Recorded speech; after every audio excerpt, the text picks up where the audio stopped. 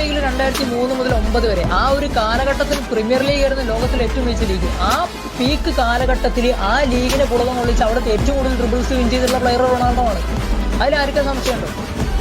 Goal അടിക്കാൻ പോലും ചെയ്യാത്ത കാലഘട്ടത്തിൽ UEFA ടീം ഓഫ് ദി ഇയറിൽ വെറും 19 വയസ്സുകാരനായിട്ടുള്ള റൊണാൾഡോ തിരഞ്ഞെടുക്കപ്പെട്ടിട്ടുണ്ട്. ഇനിയിപ്പോൾ ചാൻസസ് ക്രിയേറ്റഡ് നോക്കുകയാണെന്നുണ്ടെങ്കിലും ചാവി ഇനിയസ്റ്റേക്കാൾ ചാൻസസ് ക്രിയേറ്റഡ് ആയിട്ട് ടോപ്പ് 10 ഉണ്ട്. പ്രൂഫ് വേണമെന്നുണ്ടെങ്കിൽ ഞാൻ തരാം. 2013-14 സീസൺ വരെ മെസ്സി റൊണാൾഡോ തമ്മിൽ ഡ്രിബിൾസിന്റെ വ്യത്യാസം എത്ര ആണ്? ആകെ കുറച്ച് വ്യത്യാസമുള്ളൂ. അതും മെസ്സി എന്ന് പറയുന്നത് അഡാപ്റ്റ് ചെയ്ത ലീഗിലാണെന്ന് കൂടെ ആലോചിക്കണം. അവിടെ റൊണാൾഡോയ്ക്ക് 1-2 സീസൺ അഡാപ്റ്റ് ചെയ്യാൻ വേണ്ടി വരും. മെസ്സി കൂടുതൽ മത്സരം കളിച്ചിട്ടുണ്ട്. എന്നിട്ടും അതാ ചുരുങ്ങിയ വ്യത്യാസമാണ് ഡ്രിബിൾസ് ഉള്ളത്. 2013-14 വരെ, അതായത് റൊണാൾഡോ ലാലിഗയിൽ വന്ന 9-10 മുതൽ 13-14 വരെ ചാൻസസ് ക്രിയേറ്റഡ് അങ്ങനെ തന്നെ. അതെന്താ നിങ്ങൾ ശ്രദ്ധിക്കാത്ത? അതിന്റെ പ്രൂഫും വേണമെന്നുണ്ടെങ്കിൽ ഞാൻ തരാം. ഇത്രയൊക്കെ കണ്ടിട്ടും 2013-14 ശേഷം അത് ഡിക്ലൈൻ ആയിട്ടുണ്ടെന്നുണ്ടെങ്കിൽ അത് റൊണാൾഡോ കളിശൈലി മാറ്റിയതുകൊണ്ടോ ഇഞ്ചറി കൊണ്ടാണെന്ന് ബുദ്ധി ഉപയോഗിച്ചാൽ നമുക്ക് മനസ്സിലാവുന്നതേ ഉള്ളൂ.